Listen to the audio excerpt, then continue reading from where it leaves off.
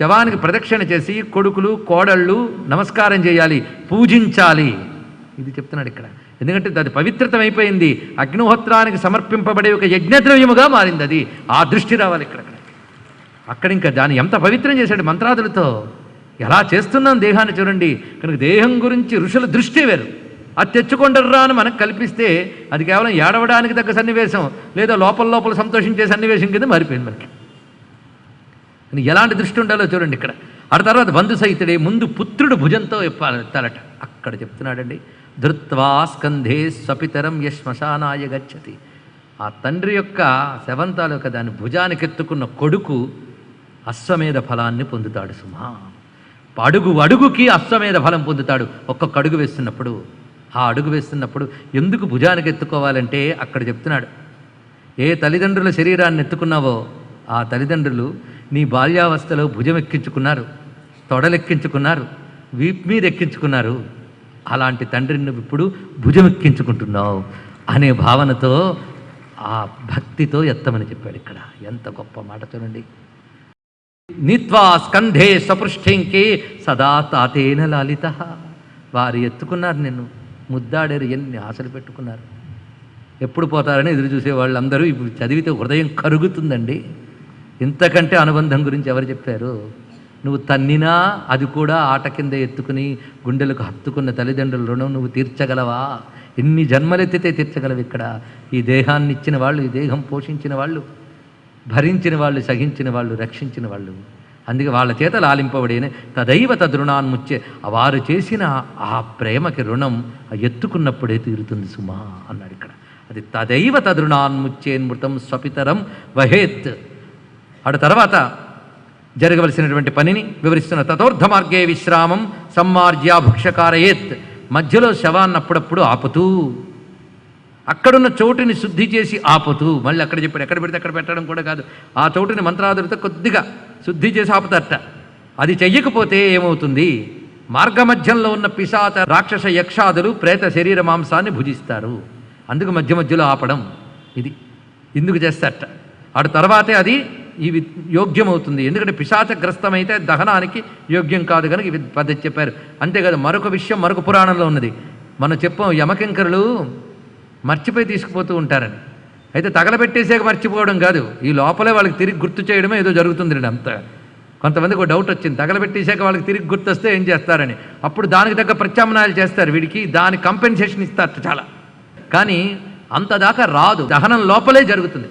ఈ మధ్య మధ్యలో ఆపడం కూడా ఆ సందర్భం, ఒకవేళ మళ్ళీ తిరిగి వచ్చి లేస్తాడేమోనని. ఆ ప్రేతని దహనానికి ఉపయోగంగా ముందు భూమిని శుద్ధి చేయరు, ఊరికిని తెచ్చిపెట్టకూడదు. చూసారా ఎలా పెడితే? కొంతమంది ఈ రోజుల్లో ఉన్నారండి, ఎంత బాధాకరం. ఆ దేహాన్ని వాడు ఏదో పెద్ద మేధావిలాగా, ఈ దేహాన్ని నా తర్వాత ఎవరు తగలబెట్టడం అని కాదు, ముందు హాస్పిటల్కి ఇచ్చేసింది అవయవాలన్నీ వాడిస్తే బెటర్ అని. ఏం చేస్తారు వాళ్ళు? కొళ్ళబెట్టి కోసి రీసెర్చ్లు చేస్తారు. దానివల్ల ఏం ప్రయోజనం? ఏమీ తేలకుండానే ఈ బాడీ పారేయడం జరుగుతుంది. అప్పుడు వాడు ఏడుస్తాడండి, ఏడ్చినా ఏమీ చేయలేడు. ముందే జాగ్రత్త పడాలి. నిన్న ఒక పిల్లవాడు చెప్పాడు, మీరు చెప్తూ ఉంటే నాకు కన్నీళ్ళు వస్తున్నాయండి, మా నాన్నని చక్కగా సాగనంపుదామన్నా నాకు లేదు, మా నాన్న అన్నాడు నా శరీరం హాస్పిటల్కి ఇచ్చేస్తానని, మా నాన్న నేను ఎలా తరింపజేస్తానన్నాడు. ఇలాంటి పుత్రుణ్ణి కన్నందుకు ఆ నాన్న అదృష్టవంతుడు, అలాంటి బుద్ధి పుట్టినందుకు ఆ తండ్రి దురదృష్టవంతుడు. ఏం చేస్తామండి? ఈ రోజుల్లో నేను గమనిస్తున్నది ఏంటంటే చిన్న పిల్లల్లో ఈ సంస్కారములు చాలా కనిపిస్తుంది. ఇప్పటి ఉన్న పెద్దవాళ్ళు అనిపించుకుంటున్న వాళ్లే తర్వాత ఉన్న చిన్న తరాలను పాడు చేశారు, ఇందులో సందేహం లేదు. నాస్తికత, అనాచారం, దురాచారం పిల్లలకి మొప్పారు, నేర్పించారు. ఇప్పుడు వాళ్ళు ఏదో రియలైజ్ అని అలా ఉండాలరా అంటే ఇన్నేళ్ళు ఇలా పెంచక వాడెందుకు మారుతాడండి? కనుక ఇప్పుడు తరంలో కనిపిస్తున్న నిర్లక్ష్యానికి, అనాచారానికి, దురాచారానికి ఇప్పుడు పెద్దవాళ్ళగా ఉన్న పెద్దవాళ్లే కారణం. దీని ఫలితం వాళ్ళ పూర్వతరాలు తర్వాత తరాలు అనుభవించక తప్పదు. గుర్తుపెట్టుకోండి. ఇప్పుడు తెలుస్తాయా? తెలిసేకేం చేయగలడు? మరి దధీచి మొదలైన వారు చేశారంటే తపోమయమైన దేహములు వేరు, వాళ్ళ స్థితులు వేరు, వాళ్ళ త్యాగ నిరత వేరు, వాళ్ళ దేహాత్మ భ్రాంతి లేదు. వారు చేసిన దానికి నువ్వు దేహాత్మ భ్రాంతి కలిగే నీకు ఇద్దరికి చాలా తేడా ఉంది. కనుక దేహాత్మ భ్రాంతి లేని యోగులు చేసే పనులు, యోగులు ఆడే మాటలకి, దేహాత్మ భ్రాంతి కలవాడాడే మాటలకి హస్తిమశకాంతరం ఉంది. గుర్తుపెట్టుకోండి. ఇక్కడ అది తెలియకుండా మాట్లాడరాదు. ఇవి మొత్తానికి ఆ దేహాన్ని అక్కడ పెట్టేటప్పుడు భూమిని ముందు శుద్ధి చేయాలి. దానికి గోమయంతో అలకి దర్భలతో ఊర్ధ్వముఖంగా గీతలు గీసి అక్కడ అగ్నిని యథావిధిగా పెట్టి దాని తర్వాత చేయవలసినవి చాలా చెప్పాడు. అవి చేసి అప్పుడు ఆ అగ్నికి పేరు కేపితం సాధకం ప్రాహు ప్రేతకల్ప విదో జనా. దానికి సాధకాగ్ని అని పేరు. ఆ సమయంలో చేసే అదొక అగ్ని, అగ్నుల్లో విశేషములు సాధకాగ్ని, దాన్ని సాధిస్తారు. అది చితి. చితి అనే మాట సామాన్యం కాదండి. చితిస్తత్పదలక్ష్యార్థ చిదేకర్స, అక్కడ వాడే మనం చితి, చిచ్చక్తి అంటే ఆ చిచ్చక్తి స్వరూపంలో అతను లీనమయ్యాడన్న భావనగా దీనికి ఆ అగ్నిని పేరు పెట్టాం, చితాగ్ని, చితి. అది ప్రత్యేకమైన భావనది. ఈ విధంగా చేసి ఆ తర్వాత చేయవలసింది, అక్కడ పెట్టవలసినటువంటి పిండాదులను పెట్టిన తర్వాత భూతములు ఆ పిండములతో తృప్తి చెంది ఇంకా ఈ దేహం వైపు రావు. అది చెప్తున్నాడు ఇక్కడ. మీరు దాచుకున్న పదార్థం వైపు కోతులు మొదలైన వచ్చేటప్పుడు ఇది కాపాడాలంటే వాటికి ఏదో పదార్థం పడేసి ఇది కాపాడతారు. అలాగే ఈ దేహం ప్రేతగ్రస్తం పిశాచగ్రస్తం కాకుండా వాటికి వేరే పిండదానములు చేస్తారు. వాటితో తృప్తిపడి పట్టుకోకుండా వెళ్ళిపోతాయి. అవి చాలా నయం. అవి ఇచ్చినా ఇవి కావాలనవి. వాటితో తృప్తిపడి వెళ్ళిపోతాయి కనుక సులభం వాటిని తృప్తిపరచడం, వేటిని పిశాచాలు. ఈ విధంగా వాటిని పంపించి, అయితే ఇక్కడ కొన్ని విషయములు చెప్తున్నాడు. ధనిష్ఠాపంచకంలో మరణించే వారికి సుగతి కష్టం. అయితే అలాగని వదిలేయడం కాదు, దానికంటూ కొన్ని ప్రాయశ్చిత విధానాలు చెప్పారు. దాని ప్రకారంగా చేసుకోవచ్చు. దీనికి చాలా పెద్ద పారాగ్రాఫ్ ఉంది, కానీ ఇది తెలుసుకుంటే చాలు. ఆ విధానములు ఉన్నాయి కనుక.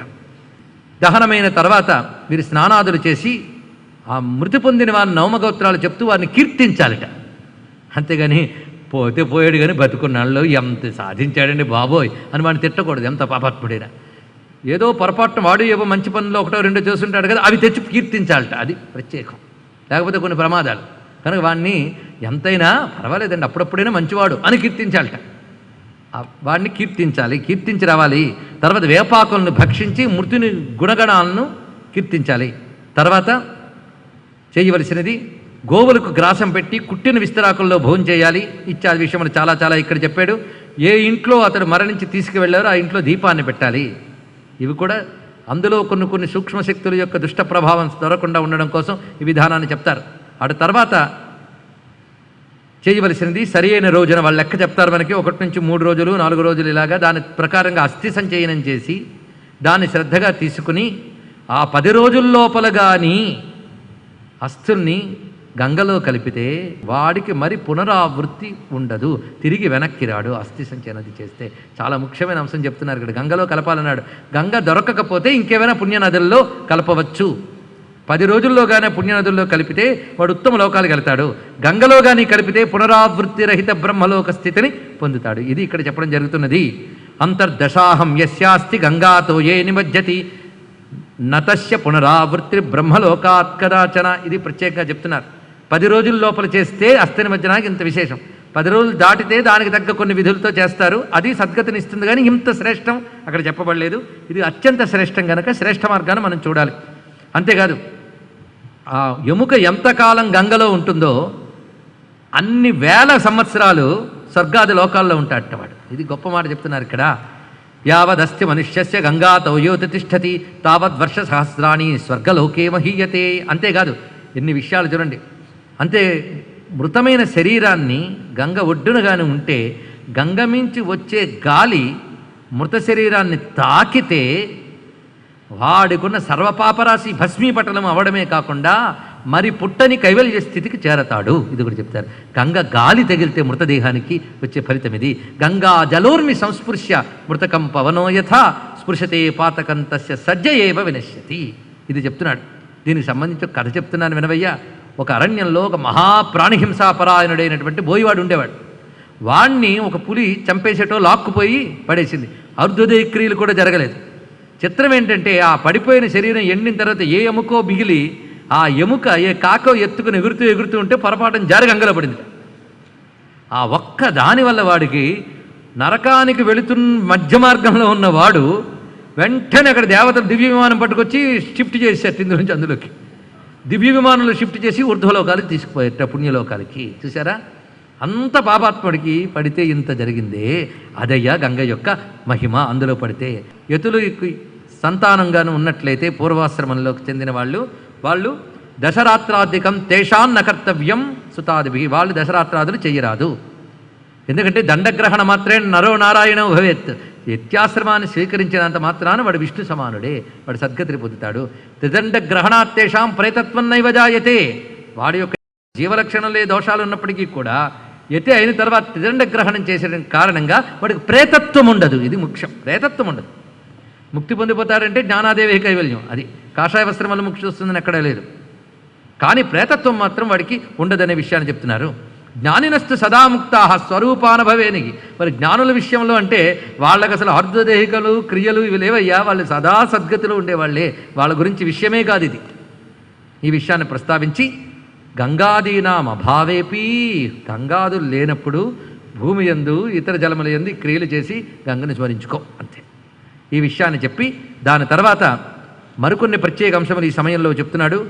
పుత్రుడు మొదలైన వారు ఆ సమయంలో ఏడవరాదు. పుత్ర శోకం పరిత్యజ్య ధృతిమాస్థాయ సాత్వికీం పితు పిండాధికం కుర్యాద శ్రుపాతర్నకారయేత్. కన్నీరు విడిచిపెట్టకూడదట. ఎందుకంటే ఆ సమయంలో కన్నీరు కారినా దాన్ని తాగడానికి చూస్తారు పితృదేవతలు. చూడండి అక్కడ, అది జరగకూడదట. అంతవరకు వాడికి అందాల్సిన వందే వరకు ఇది కాకూడదు. అందుకు వస్తే నిగ్రహించుకొని, అది పరామర్శ అనే మాటకు అది అర్థం. దుఃఖం చేత పరమేమిటో మర్చిపోయాడు కనుక జ్ఞానం దాన్ని గుర్తు చేయడం పరామర్శ, అంతేగాని వాడితో పడి ఆడవడం కాదు. ఇక్కడ పరామర్శ గురించి తెలుసుకోవాలి. అందుకు వాడు ధైర్యం తెచ్చుకుని శ్లేష్మాశ్రు బాంధవైర్ముక్తం ప్రేతో భుంక్తే యతో అవశః. తినాలని కూడా వాడు అనుకోట్టే. యతో అవశః, ఆ ప్రేతము తన మీద తన కంట్రోల్ లేక ఆ పడుతున్నటువంటి ఆ దుఃఖ సమయంలో వచ్చేటువంటి శ్లేష్మము జలము వీటిని కూడా తాగాలని తాపత్రయపడతాడట.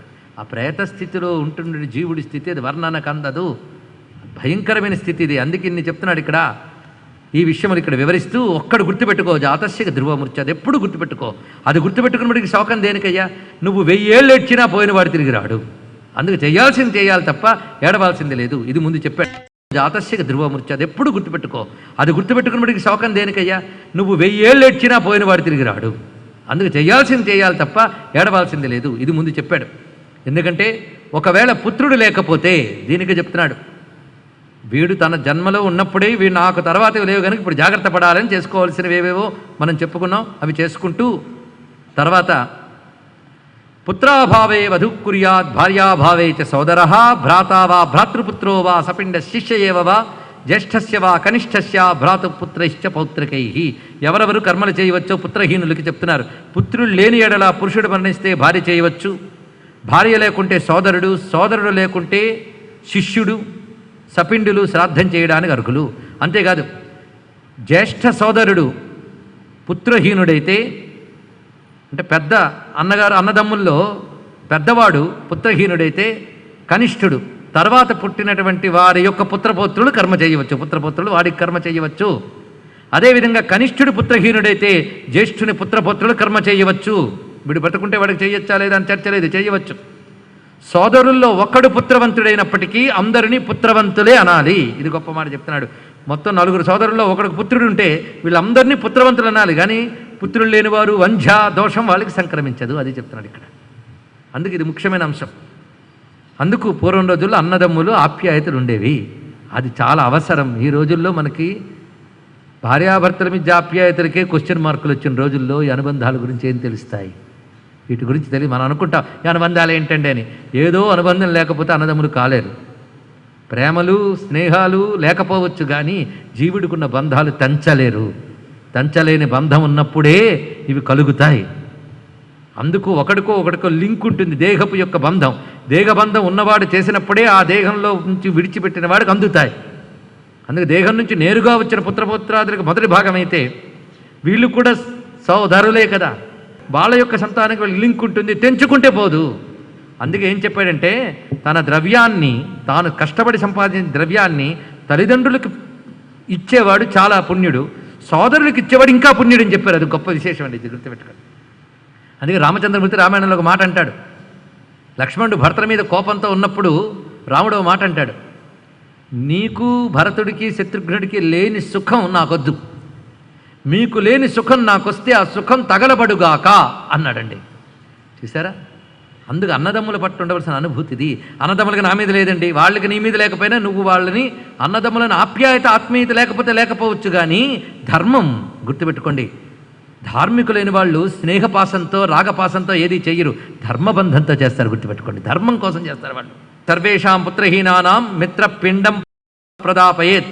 ఎవడు ఈ పిండ ప్రదానాలు చేయడానికి లేకపోతే మిత్రుడు చేయవచ్చు. ఆర్ధ్వదేహ క్రియలు చెప్పుకున్న ఆర్ధ్వదేహ క్రియలు వీరెవరైనా ఆర్ధ్వదేహ క్రియలు చేయొచ్చు. పుత్రేణ కర్తవ్యం. అయితే కుమారుడు ఉన్నప్పుడు మాత్రం తండ్రికి కుమారుడు చేయాలి. జ్యేష్ఠ కుమారుడు వీడు చాలా ముఖ్యంగా చేయాలి. ముఖ్యంగా దశదిన సపండీకరణం వరకు కూడా కర్తృత్వాధికారం జ్యేష్ఠపుత్రుడు వహించి చేస్తూ ఉంటే మిగిలిన పుత్రులు సహకరిస్తూ ఉంటారు. అసలు చేయాల్సిందంతా కర్త తడే. ఇది చెప్తున్నారు. అయితే తర్వాత ఒక విషయం కొంతమంది అడిగిన చెప్తున్నాను. తదనంతరం ఆబ్దికాదులు చేసినప్పుడు వస్తాయి కదా, ఎప్పుడూ కలిసి పెడతామంటే అన్నదమ్ములు కుదురుతుందా? వీళ్ళు వయస్సులు పెద్ద అయిపోతుంటాయి, చెరుకు స్థానములు కుదరదు అంటే దానికి చెప్తున్నాడు. ఏకేనైవిత కార్యాణి సంవిభక్త ధనేష్వపి విభక్త్రైస్తు పృథక్ కార్యం శ్రాద్ధం సంవత్సరాధికం. ఒకసారి విభక్తులైన తర్వాత ఈ ప్రత్యాబ్దికాలని వేరువేరుగా పెట్టాలి కానీ మళ్ళీ కలిసి ఆచరించకూడదు. ఇక్కడ మరొక విషయం, మా అన్నదమ్ముడు పెట్టట్లేదండి నేను పెట్టచ్చా అని కొందరు అడుగుతారు. నీ పైవాళ్ళు పెట్టకపోయినా నువ్వు పెట్టాలి, ఇది గుర్తుపెట్టుకోవాలి. తస్మాత్ యథావిధి జ్యేష్ఠో దశరాత్రం సమాచరేత్. దశరాత్రం చేయాలి. ఈ చేసేటప్పుడు ఏం చేయాలి ఇక్కడ చెప్తున్నాడు. ఒంటిపూట భోజనం, భూషయనం, బ్రహ్మధ్యానము అంటే పరమాత్మ ధ్యానము చేసుకోవాలి. ఈ 10 రోజుల కర్మ చేస్తే, అదేవిధంగా ఏడాది ఆబ్దికాదులు చేస్తే అది ఇచ్చే పుణ్యం ఎలాంటిదో చెప్తున్నాడు. ఎవరైతే ఈ దశదిన కర్మ కానీ తదితరమైన పితృకర్మలు చేస్తారో వాళ్ళకి 7 పర్యాయాలు భూప్రదక్షిణం చేస్తే ఎంత పుణ్యం ఉంటుందో అంత ఉంటుంది. ఇది చెప్తున్నాడు ఇక్కడ. అందుకు సప్తవారం పరిక్రమ్య ధరణిం యత్ ఫలం లభేత్ క్రియం కృత్వా పితుర్మాతు తత్ఫలం లభతే మతః. తల్లిదండ్రులను ఉద్దేశించి కర్మ చేసేవాడికి అంత ఫలితం ఉంటుంది సుమా. అంతేకాదు ఎవడైతే దహనం నుంచి ప్రథమాబ్దిక పర్యంతం అంటే దహనం మొదలుకొని మొదటి ఆబ్దిక అంటే సంవత్సరీకాలు అయ్యే వరకు కర్మ చేస్తాడో ఆ కుమారుడికి గయాశ్రాద్ధ ఫలం లభిస్తుంది. అది కూడా వివరిస్తున్నాడు. తావత్ పుత్ర క్రియాం కుర్వన్ గయాశ్రాద్ధ ఫలం లభేత్. అందుకు ఇక్కడ చేయవలసిన విధానములు మరికొన్ని చెప్పాడు. అవి సాధారణంగా విధుల్లో చేయిస్తున్నవి కనుక వాటి విషయాలకు మనం వెళ్ళట్లేదు. అంతేకాదు ప్రేతని ఉద్దేశించి ఆ 10 రోజుల్లో ఏది చేసినా ప్రేతకు వెళుతుంది. అన్నం వస్త్రం జలం ద్రవ్యం అన్యద్వా దీయతే చయత్ ప్రేత శబ్దేన యద్దత్తం మృతశ్యానంతజాయకం. ఆ 10 రోజులు పూర్తయ్యే వరకు సపిండీకరణం వరకు మాత్రమే ప్రేత అనే శబ్దం వాడాలి. ఆ తర్వాత ప్రేత అనే శబ్దం వాడరాదు. ఎందుకంటే అంతవరకు వాడు భూత వాతావరణంలో ప్రేతగానే ఉన్నాడు. సపిండీకరణంతో వాడు పితృగణంలోకి చేరబడ్డాడు.